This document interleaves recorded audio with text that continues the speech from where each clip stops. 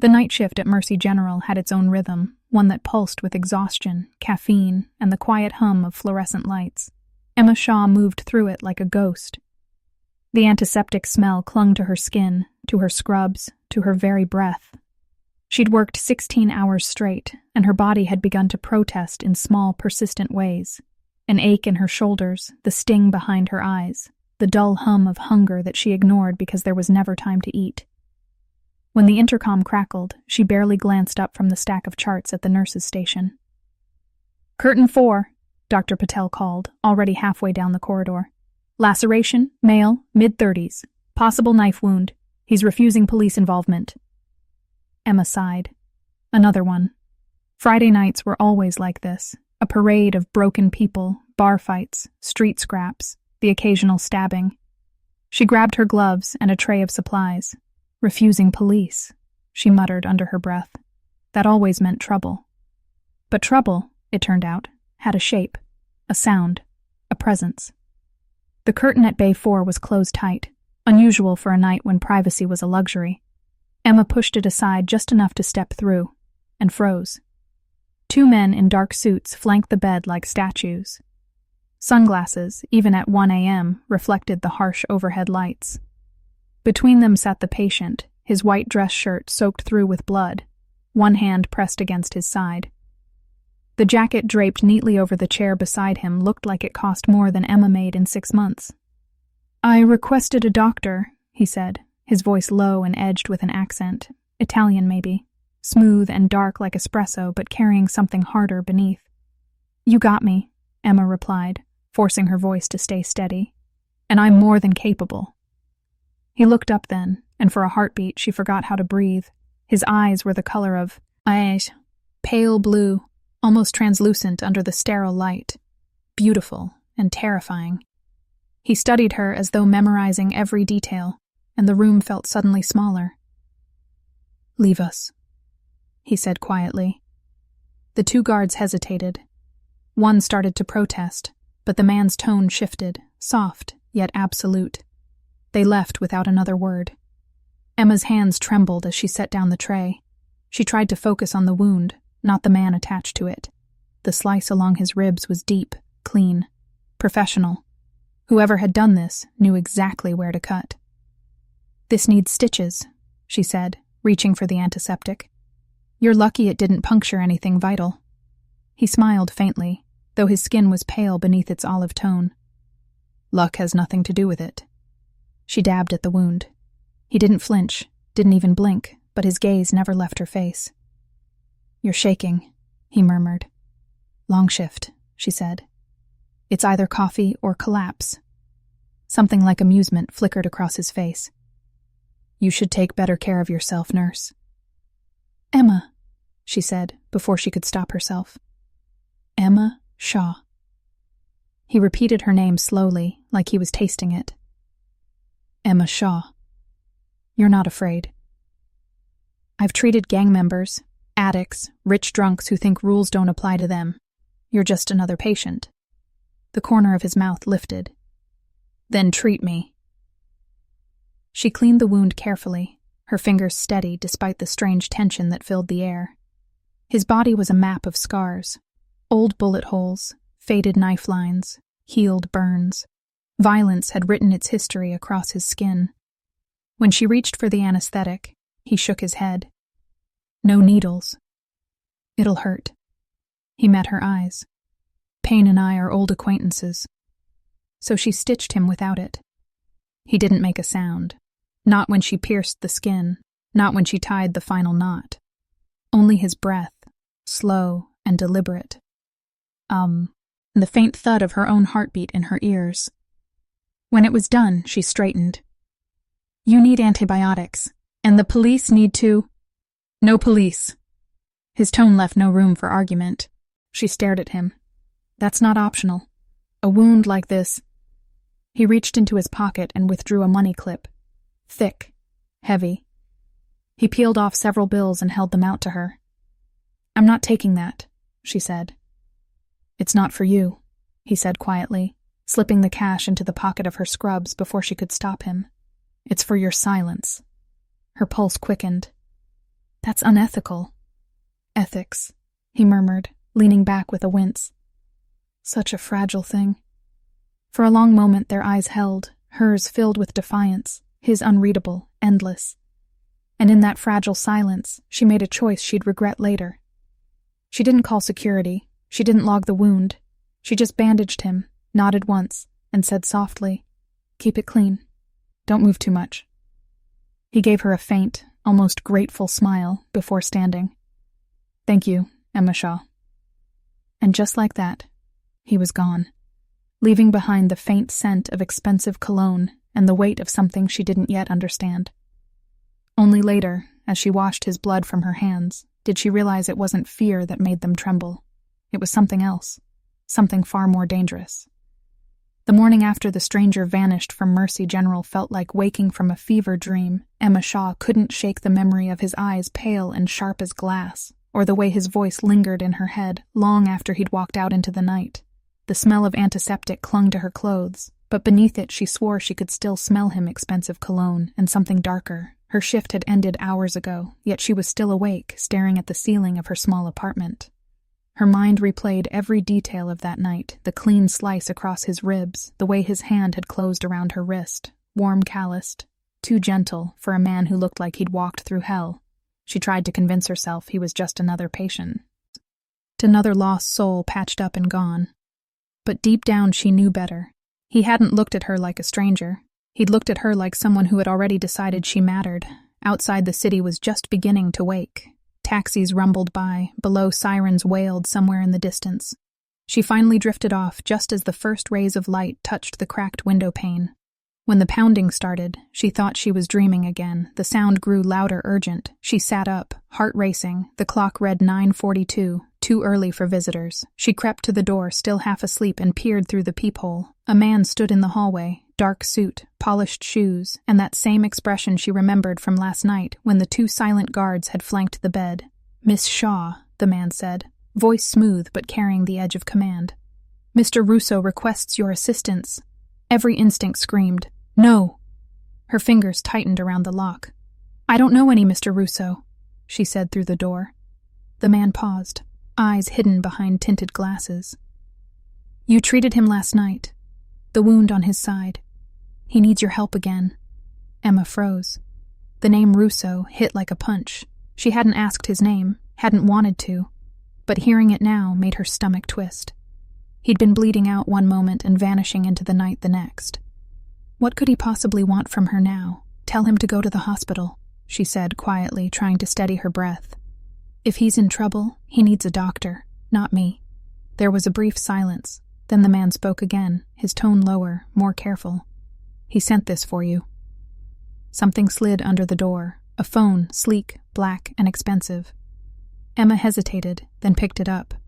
Her reflection shimmered faintly in the screen before a voice broke through. "Emma Shaw." The sound of it stopped her cold. His voice deep, resonant, exactly as she remembered, only this time it carried something else behind its stray. "In pain, I find myself in need of your services again, Mr. Russo," she whispered. "I'm not a private nurse. I don't make house calls." "Yet here we are," he said. "You're the only one I trust. The wound has worsened. I need antibiotics, stitches, and someone who knows what she's doing.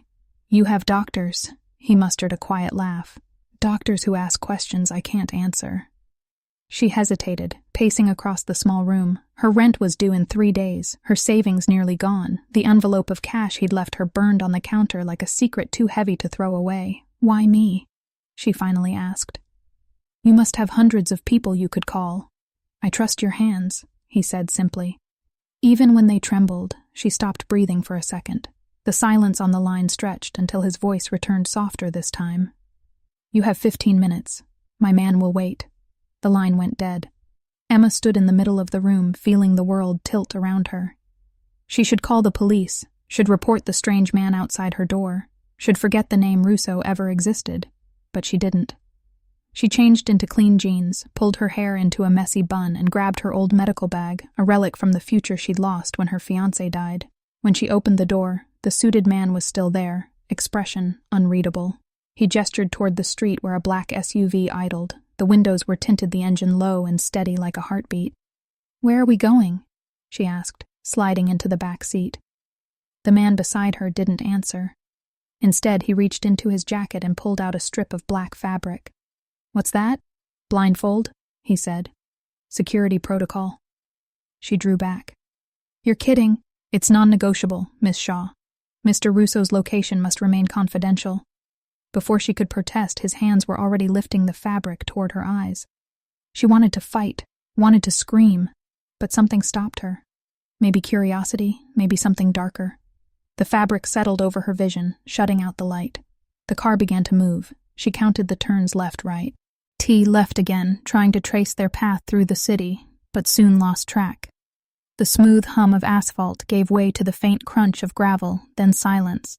The door opened, and the scent of pine drifted in cool and sharp.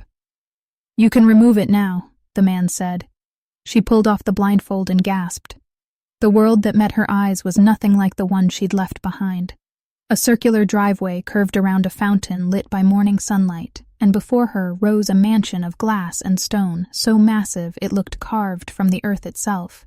Men in suits patrolled the perimeter, each armed, each watchful. Emma's pulse thundered. She clutched her bag tighter as the man gestured toward the entrance. "Welcome to Mr. Russo's residence," he said. "Please follow me." Every step up the stone stairs echoed through her chest. Each one carried her further from the world she knew and deeper into one she couldn't yet name. The heavy front doors opened without a sound, revealing a corridor bathed in gold light. And somewhere beyond that hallway, waiting for her, was the man with the ice-blue eyes and the wound she had stitched, the man whose voice had followed her into her dreams, the man whose world would soon swallow hers whole. The sound of her own footsteps echoed faintly across the marble floor as Emma followed the silent guard deeper into the mansion. Each step felt heavier than the last. The air smelled of pine and expensive polish, mixed with the faint, sterile tang of antiseptic. She gripped her medical bag so tightly her knuckles ached, trying to anchor herself to something real. They passed hallways lined with paintings worth more than she would make in a lifetime. Every corner of the house seemed to watch her with quiet calculation. Cameras recessed in the walls shifted as she moved. Security was everywhere, discreet but suffocating.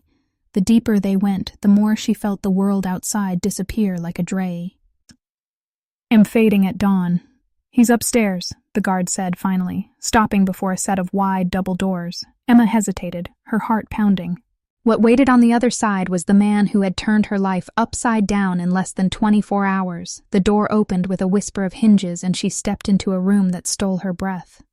Floor-to-ceiling windows overlooked a silver lake stretching into the trees. A fire burned low in a sleek stone hearth, casting amber light across polished concrete floors. And there he was. Salvatore Russo sat propped against a mountain of pillows, his shirt gone replaced by fresh bandages stained with pink and yellow at the edges. His skin was pale beneath its olive tone, a fine sheen of sweat glistening across his chest. His ice-blue eyes flicked toward her, and something unreadable passed through them. Relief, maybe, or suspicion. "You came," he said, voice rougher than before, deeper. Fever-soaked, she set her bag on the table beside the bed. "I didn't think I had much of a choice," she answered. He gave a faint smile. "There's always a choice, Emma." She tried not to notice how he said her name like a secret, only he was allowed to speak. She moved closer, pulling on gloves. The wound looked worse, angry red spreading across the edges. The air around it smelled faintly of infection. "This is bad," she said. "You're lucky I got here when I did." "Luck again," he murmured. "I told you I don't rely on it." She ignored him, pulling out alcohol swabs and a sterile kit. He watched her every move with unnerving focus, like she was something rare, dangerous, or both. "Hold still," she said as she cut away the soiled bandages. He didn't flinch when the antiseptic hit the wound. His eyes stayed locked on her face, unwavering as if studying the flickers of emotion she tried to hide. "You should be in a hospital," she said quietly. "You might need IV antibiotics and observation." His laugh came low and hoarse. "Hospitals ask too many questions, and I can't afford questions, not the kind they'd ask me, so instead you kidnap nurses from their AP. Artments," she snapped. The tension that flashed in his gaze made her instantly regret the words, but instead of anger, he smiled faintly. "I prefer to think of it as persuasion. Persuasion doesn't usually involve blindfolds and armed men," she muttered, pressing a fresh gauze against the wound. He winced only slightly. I didn't want you to see where I live until I was sure I could trust you. Trust me, she repeated, incredulous. You don't even know me. He tilted his head, studying her expression. Maybe I do. The air thickened between them. Her pulse quickened and she forced herself to focus on the task at hand, cleaning the infection, setting up an IV line from the supplies his men had already acquired. The equipment was high-quality hospital grade. Whoever he was, he had access to everything money could buy. She noticed something else, too, a manila folder sitting on the bedside table with her name printed neatly across the top. He followed her gaze and his lips curved slightly. Curiosity doesn't suit you, Emma. You went through my life, she said, disbelief flooding her voice. You investigated me. He met her glare without apology. I investigate everyone who touches my world, however briefly. Her hands froze above the wound. For a moment she couldn't move, couldn't think. What did you find? She whispered. Everything. The word fell like a stone in the silence. He listed it calmly, her age, the school she left after her fiancé's death, the debts, the grandmother in a care home, her tiny apartment, her double shifts, all the details of a life she thought invisible. He spoke of them as if reading from a book he owned.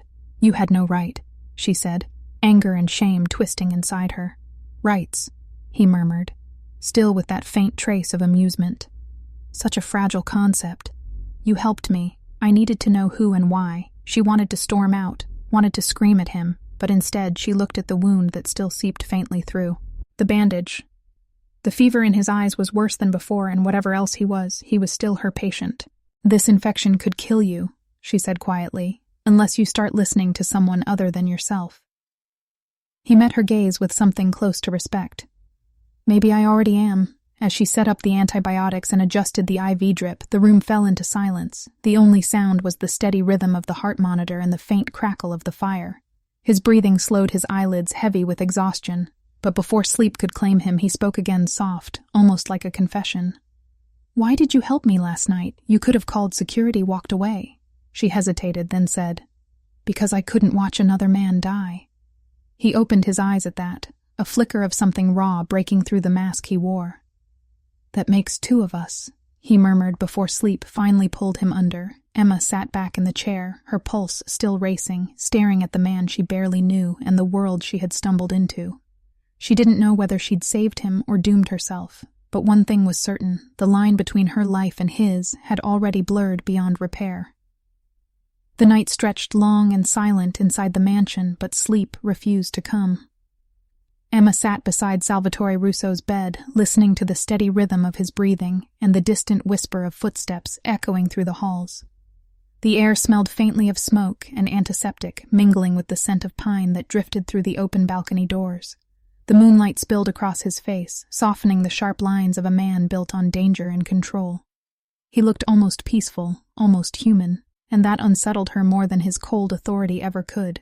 She checked his pulse again too fast. The infection was still raging beneath the skin. His fever burned through the thin sheet that covered him.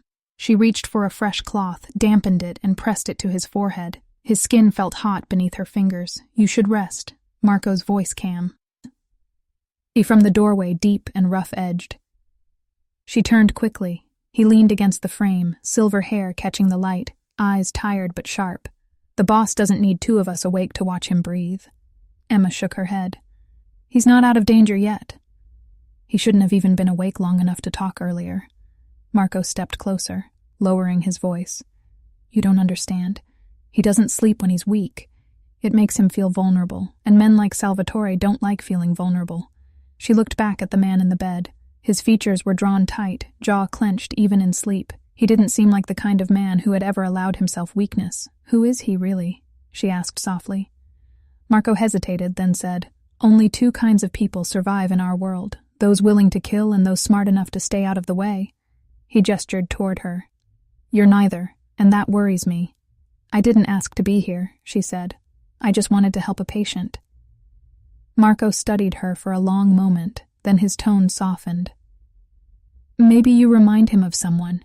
He turned to leave, then paused in the doorway. You should know this place isn't as safe as it looks. There are eyes everywhere. After he left, Emma sat back in the chair, feeling the weight of his warning.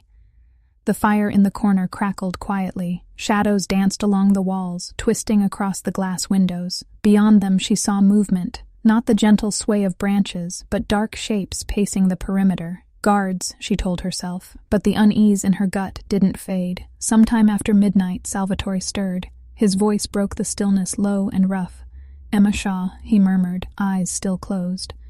"You should be asleep. So should you," she said, checking the IV.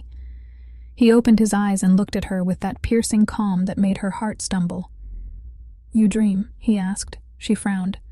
"Not anymore." He smiled faintly. "That's a shame. Dreams remind us we're still alive." His words hit harder than she expected. Before she could reply, his gaze shifted toward the window and hardened.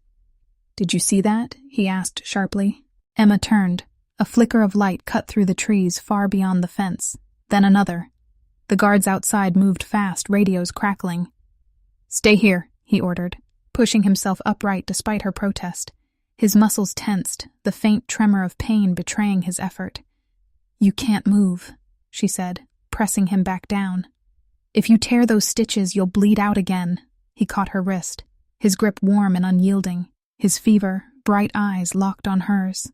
"I don't get to hide when my people might die out there." Before she could argue, the door opened and a guard rushed in. Saw movement at the north boundary. Salvatore's expression went cold. "Secure Emma," he said, voice like ice. The guard nodded and stepped toward her, but she backed away. "What does that mean?" "Protection," he said calmly. "Or a cage, depending on how you look at it." The guard led her down the hall to a smaller room on the second floor, furnished like a guest suite, but with reinforced glass and a lock that clicked loudly once she was inside. She pressed her ear to the door, but could only hear fragments. Voices sharp in Italian, the sound of footsteps running the distant hum of engines, minutes stretched into hours. The silence after the noise was worse, each second feeding her fear. Finally, the door opened. Marco stood there, his face grim but composed. "It's over," he said. They were testing the perimeter. A warning, not an attack. A warning from who? She asked, already knowing the answer. "The Costa family," Marco said softly. "They want him to bleed again, but next time they'll aim for the heart." He glanced at her medical bag on the table. Then his gaze met hers. "His enemies know you treated him. That means you're part of this now, whether you want it or not." Emma felt her stomach twist in disbelief. "You're saying they're after me?" He nodded slowly.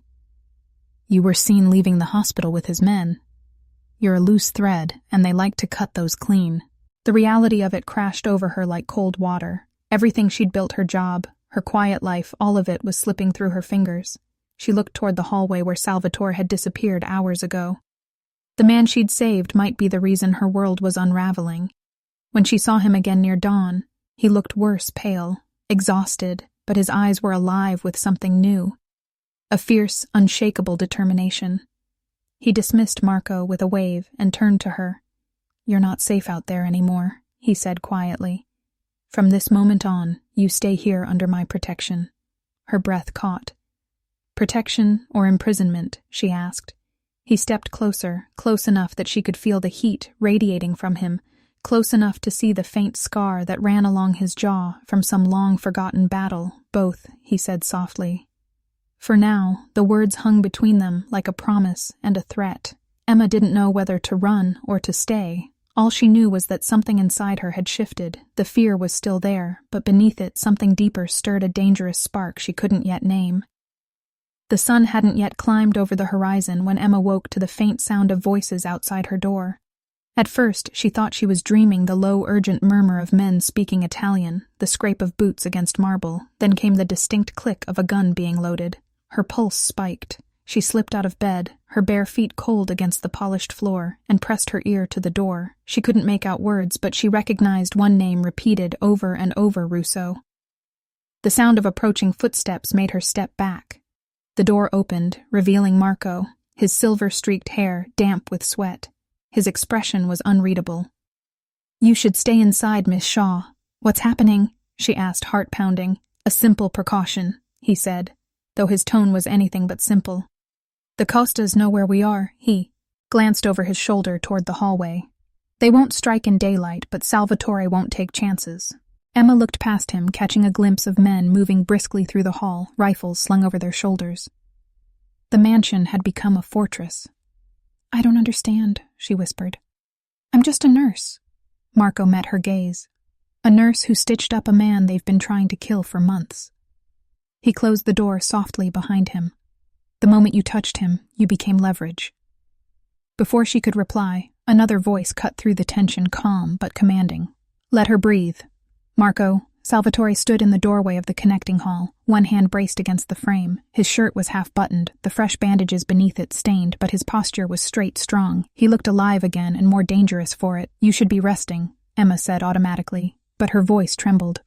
The sight of him brought a strange mix of relief and anger. He smiled faintly. "I will rest when the world allows it." Marco's jaw tightened.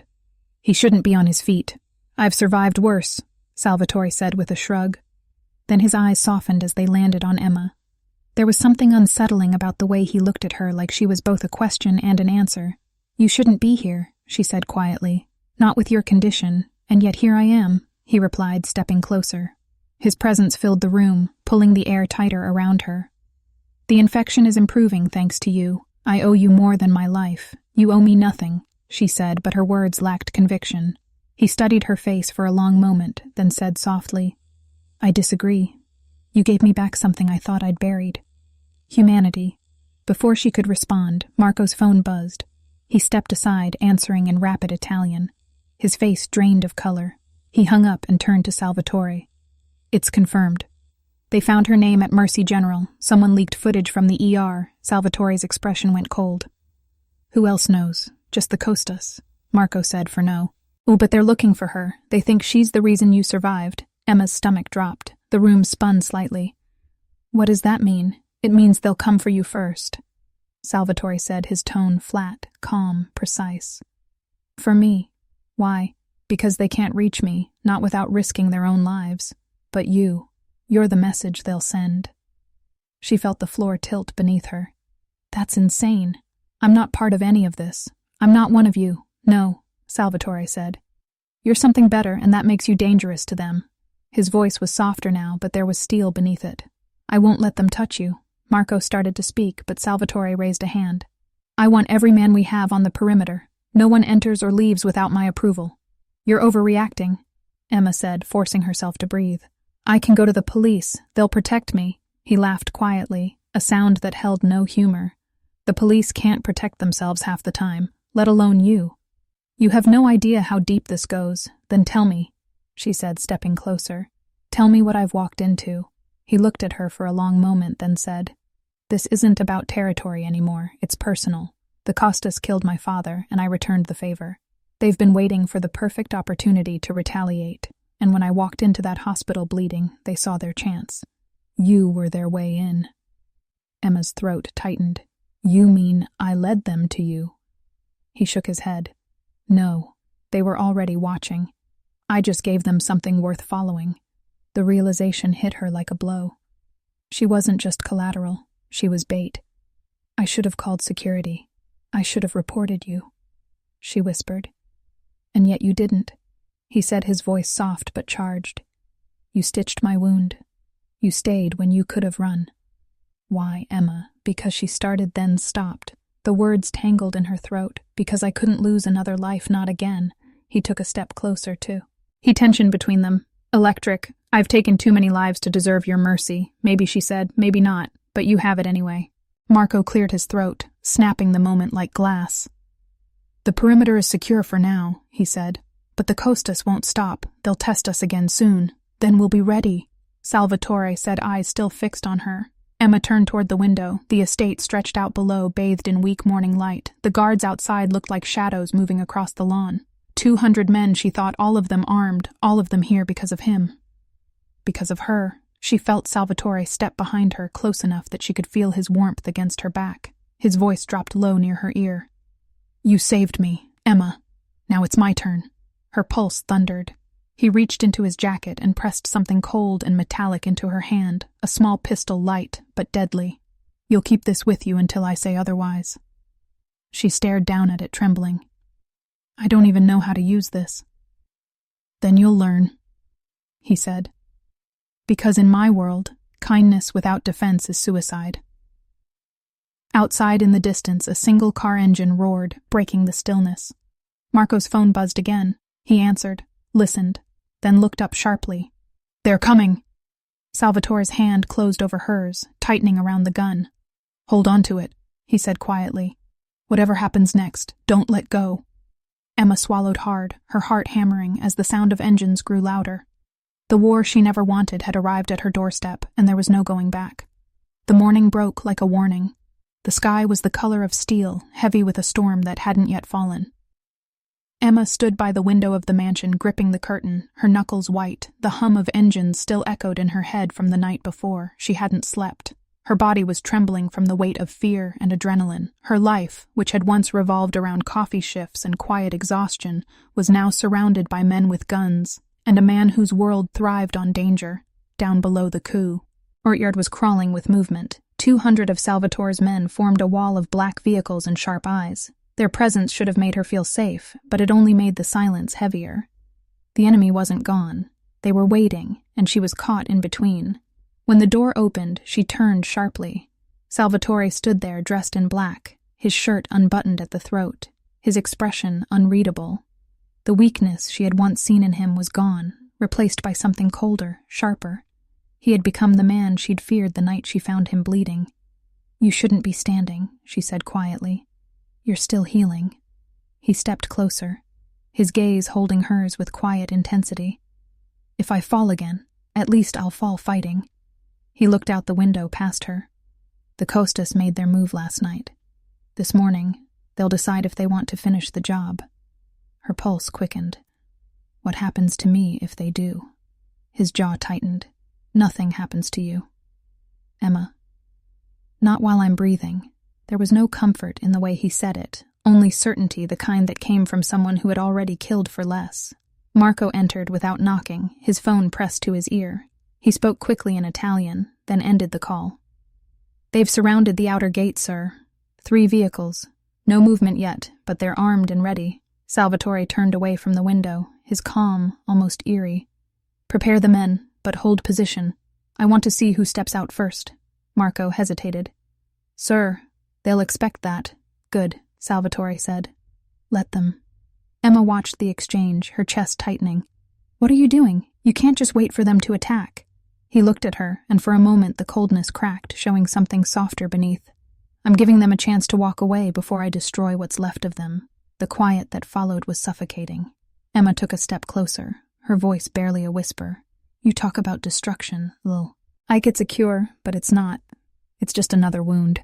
He studied her face for a long moment, and she wondered if she had gone too far. Then he said softly, "You don't understand my world. You survive by being the monster they think you are. I understand more than you think," she said. "My fiancé was killed by one of your kind. A man who decided someone else's life was worth less than his anger." She swallowed hard. "I've seen what monsters leave behind." Something flickered in his eyes, guilt or recognition. She expected him to walk away, but instead he said quietly, "Maybe I was that man once." Before she could respond, the sharp crack of a rifle shattered the air. The window beside her exploded, showering glass across the floor. Salvatore moved instantly, pulling her down behind the heavy desk. "Get down," he ordered. The sound of shouting erupted outside. Emma's heart pounded as bullets tore through the walls. Marco shouted orders over the radio. "Return fire. 2 vehicles down, men moving to flank north side." Salvatore drew his gun without hesitation, moving toward the door, but she grabbed his arm. "You're still injured, you can't." He turned his head, his eyes burning with that fierce calm again. "I told you, Emma, as long as I'm breathing, you're safe." She let go, but the moment he disappeared into the hallway, her body moved on instinct. She couldn't stay hidden while people were dying outside because of her. She crawled toward her medical bag, pulling it close, bullets still thudding against the outer walls. The radio on the desk crackled, Marco's voice coming through. "The Costas are retreating. Repeat, they're retreating." Then silence. Minutes passed before footsteps approached again. Heavy, deliberate. Salvatore stepped back into the room, dust and blood on his hands. His black shirt was torn near the shoulder, a shallow cut staining the fabric, but his eyes were alive with fire. "It's over for now," he said. Emma rose slowly, scanning him for injuries. "You're bleeding again. It's—" Nothing, he said, wiping the blood away. But the way he winced betrayed him. She moved to his side, ignoring his protest. "Sit down before you fall." She tore open her bag and cleaned the wound quickly, the smell of smoke and metal hanging in the air. "You're lucky it missed the artery," she murmured. "Luck has nothing to do with it." He said the same words as before, but this time his voice trembled slightly. She looked up, meeting his gaze. He wasn't unshakable anymore. He was human beneath the armor. Outside, thunder rolled distant and low. The first drops of rain began to fall against the broken window, streaking through the cracks like tears. Salvatore looked out at the storm, his voice quiet. "They'll come again harder next time, and when they do, I need you to stay ready for what she asked. For the truth," he said, turning toward her, "for the reason they'll never stop hunting me." The words hung between them, heavy and unanswered. Emma stared at him, her pulse quickening again. She had entered his world by accident, but now she knew there was no leaving it.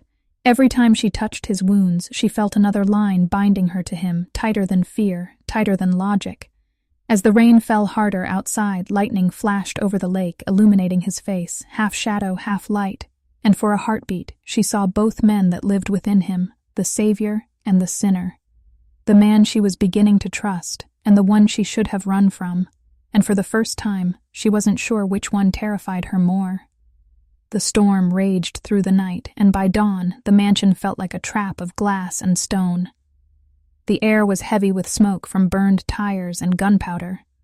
Emma hadn't left Salvatore's side since the shooting stopped, but sleep refused to come. Every time she closed her eyes, she saw flashes of light through shattered windows and the way his body had moved without hesitation into danger. When she finally stepped into the hall, silence greeted her. The guards were gone from their posts, replaced by a few weary men cleaning blood from the marble floor. It was too quiet, too still, the kind of quiet that comes before something breaks. She found Marco in the kitchen drinking coffee, black and bitter. He looked up as she entered and nodded toward the window. "The storm's moved on, but the next one's not far. You mean them?" she said. He didn't answer. He didn't have to. The tension in his jaw said enough. "Where's Salvatore?" she asked. Marco sighed upstairs. "He hasn't slept either, but he's not sick from bullets anymore. He's sick from guilt." "Guilt," she repeated. "I thought men like him didn't feel things like that." Marco gave her a long look. "He's a man who built an empire on blood. Then you walked in with your quiet voice and your trembling hands, and you made him remember what mercy felt like.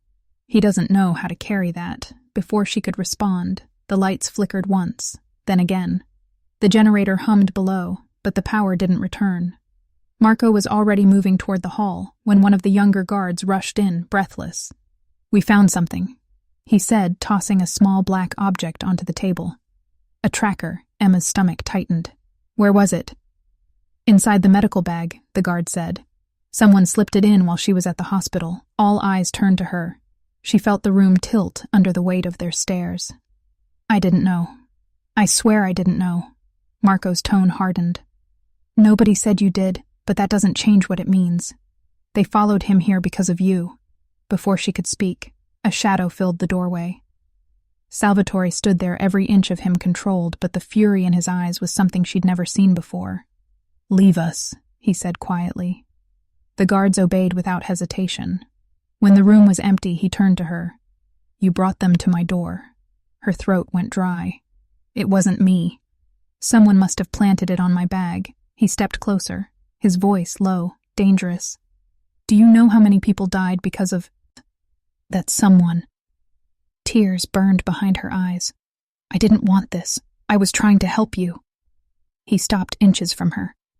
The anger in his eyes flickered with something else. Regret, pain, maybe even fear. Then he reached out and set the tracker on the counter between them. The red light on it blinked once and went dark. "They used you," he said quietly. "They wanted you close to me. They wanted me to trust you. And I did." The weight of his words pressed on her chest. She took a shaky breath. "So what now?" "Now," he said, "we end it." He turned and walked out, leaving her alone with the faint echo of his footsteps. She didn't understand what ending it meant until hours later when she heard the engines again. The convoy roared down the drive, heavy black vehicles carrying men dressed for war. Emma ran to the window. The world outside was chaos. Salvatore's men moved like a dark tide across the lawn, guns raised, radios crackling. The Costas had come again, and this time there would be no retreat. She bolted for the door, ignoring Marco's shout to stay back. The sound of gunfire ripped through the air. The mansion shook under the weight of explosions. Somewhere in the distance, glass shattered, and men shouted in Italian. Then she saw him through the haze of smoke and rain, Salvatore moving through the courtyard, his gun drawn, his shirt torn, and blood on his face. He looked like death itself, moving through fire. Emma's instincts took over. She grabbed her medical bag and ran outside, bullets cutting through the air. One of the guards went down near the gate. She dropped beside him, hands working automatically to stop the bleeding. Another man shouted at her to move, but she didn't stop. The world blurred around her, but her focus stayed fixed, her heartbeat matching the rhythm of the gunfire. When it was over, the silence that followed felt unreal. Smoke drifted across the courtyard. Rain turned the blood on the ground into thin, red rivers. Salvatore stood in the center of it all, chest-heaving weapon still in his hand. Emma walked toward him, her shoes sinking into the mud. He looked at her, the fury from before replaced by exhaustion and something deeper, something that looked like sorrow. "It's done," he said, voice hollow. "They'll bury their dead, and I'll bury mine." She looked around at the devastation and felt something inside her break. "You think this is done because they're gone," she said quietly. "This doesn't end with blood. It ends when you stop letting it define you." He didn't answer. Instead, he took her hand, his grip firm and cold. "You still don't understand, Emma. I was born from this. There's no leaving it, not for me, not for you, not anymore." Lightning flashed again, illuminating his face. His jaw was tight, his eyes distant, as if seeing something only he could. He turned toward the house, pulling her with him. "You'll stay close until I finish what they started." "And what happens when you do?" she asked. He stopped in the doorway and looked back at her. Rain dripped from his hair and blood streaked his cheek. "When I finish," he said softly, "you'll finally see who I really am." The door shut behind them, sealing out the storm, but not the fear that followed. Emma realized then that she hadn't just walked into his world, she had become part of it, and the truth he promised might destroy them both. The world outside had turned to smoke and silence. The attack had ended hours ago, but its echo lingered through the mansion like a ghost. Emma sat at the edge of the bed, wrapping a fresh bandage around Salvatore's arm. The cut wasn't deep, but it bled more than it should have. His skin was hot under her fingers, a mix of fever and fury. He hadn't said a word since the gunfire stopped, and the quiet between them felt heavier than the storm. She tied the bandage and leaned back, watching his face in the flicker of candlelight. The generator was dead, leaving the house in near darkness. The soft orange glow carved shadows across his jawline, catching the bruise near his temple. He looked like a man carved from battle and regret. "You're lucky to be alive," she said softly. He didn't look at her. "Luck doesn't exist for men like me." "You keep saying that," she replied, "maybe because you don't want to believe you're still human." His eyes finally met hers, sharp and unreadable. "You keep saying I am, because you need to believe I can be saved." She froze. His words struck like a blade, because maybe he was right. She wanted to believe there was something good still buried beneath the monster the world feared. Before she could respond, Marco burst into the room, face, pale eyes, wild. "We have a problem." Salvatore stood instantly. "What kind of problem?"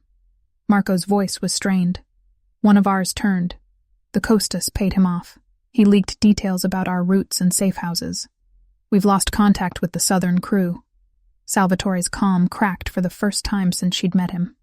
His jaw tightened. "Where is he?" "In the basement," Marco said. "But there's more." He hesitated, glancing toward Emma. "Say it," Salvatore snapped. They mentioned her name again. "The Costas want the nurse." Emma's blood ran cold. "What do you mean, they want me?" Marco's eyes shifted with pity. "They think she's the reason you've changed. They think she's your weakness." Salvatore's expression turned to stone. "Tell the men to double the guard on her. If anyone gets near her, they die. I don't need guards," she said, rising to her feet, her voice trembling. "I need to get out of here before your war kills me." He turned to her slowly. Every word he spoke was laced with ice. "You leave, and they'll find you within hours. They won't kill you right away. They'll make you talk. They'll make you watch while they destroy everything that's mine, and when they're done, they'll kill you too." Her breath caught in her throat. She hated him for the way his voice stayed calm while painting such horror. She hated that he was right. "You don't get to cage me," she said fiercely. "I saved your life. That doesn't mean you own mine." He stepped closer until she could feel the heat radiating from his skin. "I don't own you. Emma, I'm trying to keep you alive." She stared up at him, shaking her head. "Then let me decide how to live." The tension hung thick between them. Neither moved, neither spoke. Then Marco's radio crackled again. A voice came through static, filled and frantic. "They're here. Repeat, they're inside." Gunfire erupted before anyone could move. The sound of shattering glass filled the room. Marco drew his weapon and shouted, "Move now!" Salvatore grabbed Emma's wrist, pulling her toward the secret passage behind the bookshelf. The narrow corridor was dark, damp, the air heavy with dust. She stumbled after him, her heart pounding. "Where are we going?" she gasped. "Safe," he said. "Just keep moving." The hallway stretched forever, winding through stone and silence. Finally, they emerged into an underground garage lined with black SUVs. His men were already there, shouting directions, one of them bleeding from a shoulder wound. Salvatore opened the back door of a car. "Get in," she hesitated. "I said, get in," he repeated, voice sharp enough to cut. She obeyed more from instinct than trust. As the car roared to life, she looked out the window, seeing the mansion through the smoke. Flames licked the roof glass, shattered under the chaos. She'd spent days fearing that place, but now watching it burn, she felt something strange, sorrow. Salvatore climbed in beside her, his shirt torn, his hands blood-stained. He looked out at the fire expression, unreadable. "They won't stop until I end this," he said. "End what?" she whispered. "The war," he said quietly. "The blood started with my father. It will end with me." The drive was long and silent. The night outside was endless miles of forest and rain. She didn't ask where they were going. She wasn't sure she wanted to know. Finally, they stopped near an abandoned chapel on a hill. The rain had slowed to a mist. The headlights, illuminated the cracked stone walls and broken cross that hung over the entrance. "This is where it ends," he said, stepping out of the car. His men followed, weapons ready. Emma climbed out too, the cold biting through her clothes. She could barely see through the fog, but she could feel something building in the air, a sense of inevitability. "What are you doing?" she asked. He turned to her, eyes steady. "I'm going to draw them out, every last one of them, and when they come, I'll finish what they started." "That's suicide," she said, her voice breaking. "You'll die." He smiled faintly. "Maybe. But if I die, it won't be running." Before she could stop herself, she stepped forward, grabbing his arm. "Don't do this. You don't have to prove anything. You're not the man they think you are." He looked down at her, and for the first time she saw something break in his eyes. "Maybe not, but I'll always be the man who brought you into this, and I won't let them take you because of me." Thunder rolled across the sky. He turned and walked toward the chapel, leaving her standing in the rain, watching the man she had once saved walk toward his own destruction. As lightning split the clouds, she realized she wasn't afraid for herself anymore. She was afraid for him. The man she once called a monster had somehow become the only person she couldn't bear to lose. The night around the chapel was thick with fog and the taste of rain. Emma stood near the broken stone archway, her breath trembling in the cold air. The headlights from the cars cut faint lines through the mist, illuminating shadows that moved like ghosts. Salvatore stood a few feet ahead of her, his back straight, his coat whipping in the wind. He looked like a man walking into his own legend, calm, resolute, already half lost to the darkness. "You don't have to do this," she said, her voice breaking. He didn't look back. His hand rested on the gun at his side. "I started this war long before. You, Emma. It ends tonight." He turned slightly, his eyes catching hers in the dim light. "You should go inside, stay where it's safe. Safe doesn't exist anymore," she said quietly. "Not for either of us." Something flickered across his face. Pride, sorrow, then it was gone. He nodded once. "Stay behind me, no matter what happens." The sound came first, the low hum of approaching engines. Then headlights appeared through the fog, 1, 2, then 6 black vehicles moving up the narrow hill like a silent procession. The air changed heavy with the kind of tension that only comes before violence. Marco stepped beside Salvatore, his jaw set. "They sent everyone, sir." Costa himself is here. Good, Salvatore said. It's time to finish this. Emma felt her heartbeat echo in her ears as men poured out of the vehicles, weapons raised. The night erupted in shouting. The first gunshot cracked through the mist and chaos followed, the air filled with flashes of light and thunder. Salvatore's men returned fire from behind the stone walls. The earth itself seemed to tremble under the weight of it. Emma ducked behind the old chapel wall, her hands shaking. She pressed her back to the cold stone, her breath shallow. She wanted to run, but something stronger held her in place. Fear, yes, but also the unshakable need to know that he was still standing. Through the smoke, she saw him, Salvatore, moving through the chaos with brutal precision, every movement deliberate, his black coat flaring like wings of shadow. He was outnumbered but unstoppable, the embodiment of control and fury. A bullet struck near her head, showering her with dust. She gasped and crawled toward one of the wounded guards. He was young, bleeding badly from his side. She ripped open her bag and pressed her hands to the wound. "Hold on," she whispered.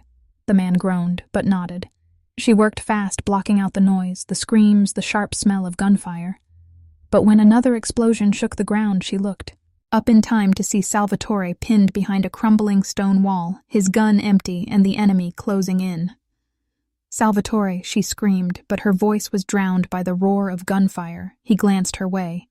Once, then turned back, firing the last round before the clip clicked empty. He reached for another weapon, but before he could reload, a shadow emerged from the fog. A man, taller, broader, his weapon raised. Costa. Salvatore froze when he saw him. For years, their war had been fought through others, but now the two stood face to face. "You should have stayed buried," Costa called out. "You and your father's legacy both." Salvatore's voice cut through the rain like steel. "You killed my family and still call it business. Tonight it becomes personal." He charged forward, tackling Costa to the ground. The gun clattered away. They fought with fists and fury, mud and blood mixing beneath them. Each strike echoed through the storm, raw and desperate. Emma watched in horror, unable to move. When Costa drew a knife, she broke free from cover and ran toward them. She didn't think she just moved. Salvatore caught the blade with his hand, twisting it free, but not before it sliced deep into his palm. He threw Costa backward and raised the knife to finish it, but Emma's voice stopped him. "Don't," she shouted, her body shaking. "Don't become what he made you." For a heartbeat, time froze. The rain fell harder. Lightning flashed, and she saw Salvatore's face, torn between rage and exhaustion. His arm trembled, the blade hovering inches from Costa's throat, then slowly he lowered it.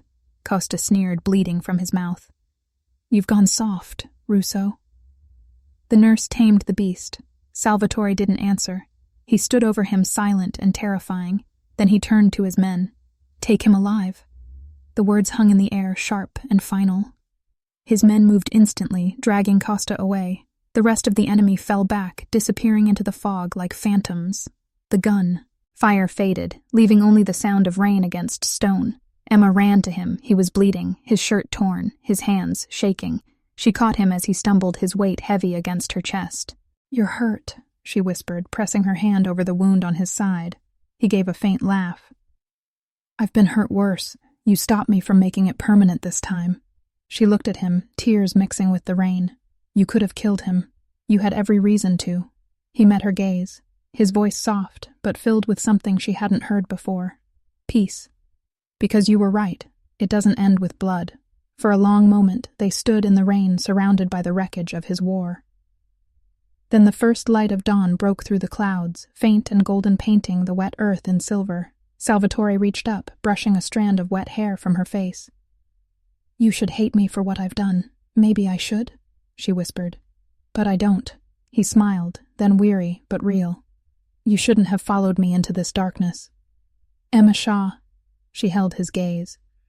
"I didn't follow you. I found you there." Thunder rumbled one last time far away, fading with the storm. The war that had defined his life was over, but something new had begun. A fragile, uncertain peace that neither of them had expected. And as the dawn rose over the burned fields, she realized that the man she had once saved had finally learned what it meant to save himself. The sun rose over the smoldering ruins of the battlefield, turning the smoke into rivers of gold and gray.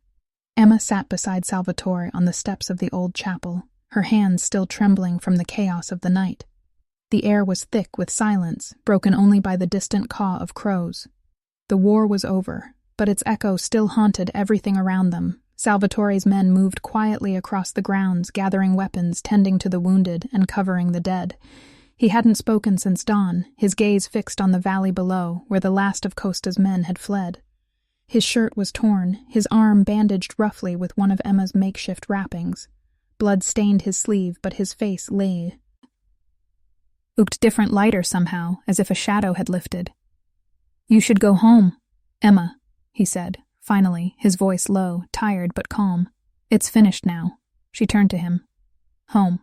Where is that after all this?" His lips curved into the faintest smile. "Anywhere that isn't near me." She stared at him, seeing the exhaustion in his eyes and the quiet sadness that lived behind it.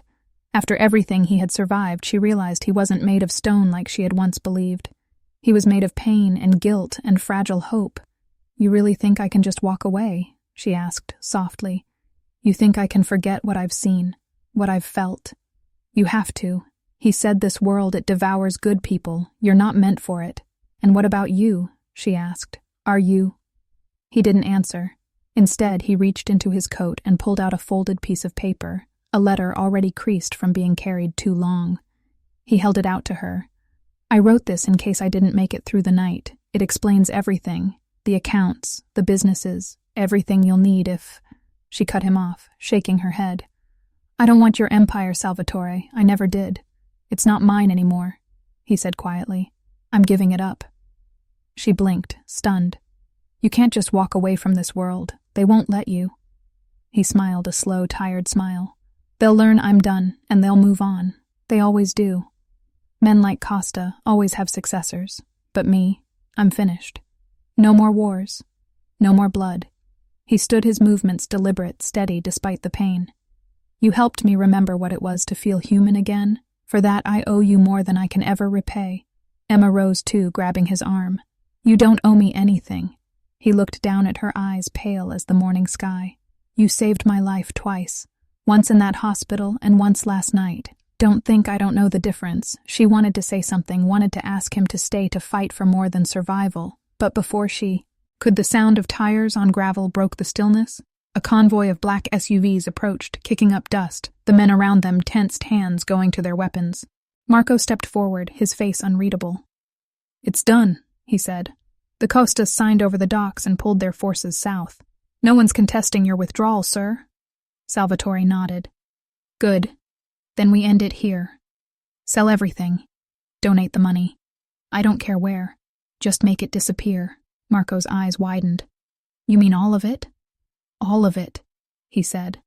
Then he turned to Emma, and something in his expression softened. She stared at him, unable to believe what she was hearing. "You'd give it all up just like that," he nodded. "The empire was built on vengeance. It dies with it." For the first time she saw peace in his eyes, not victory, but surrender, the kind that comes from a man who has finally stopped running from his ghosts. That night they returned to the mansion, or what was left of it. Half the windows were shattered, the grand staircase scorched by smoke, but somehow it still stood stubborn and proud like its owner.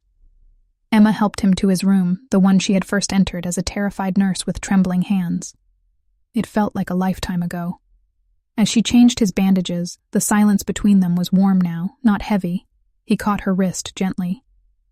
"You should rest," he murmured. "You've been my guardian angel long enough." She smiled faintly. "Guardian angels don't usually fall for the men they save." His hand tightened slightly. "Then maybe I'm the one who fell first." She met his gaze, and for a moment the rest of the world vanished. The mansion, the blood, the danger, it all faded until it was just them, two broken souls trying to find light in a world made of shadow. Days passed. The doctors came, the guards left. The war was truly over. The news whispered of explosions on the outskirts of the city, but no names were mentioned. No one dared speak the name Russo anymore. One morning, Emma woke to find his room empty. Panic clawed through her until she saw the note on the nightstand written in his clean, elegant handwriting.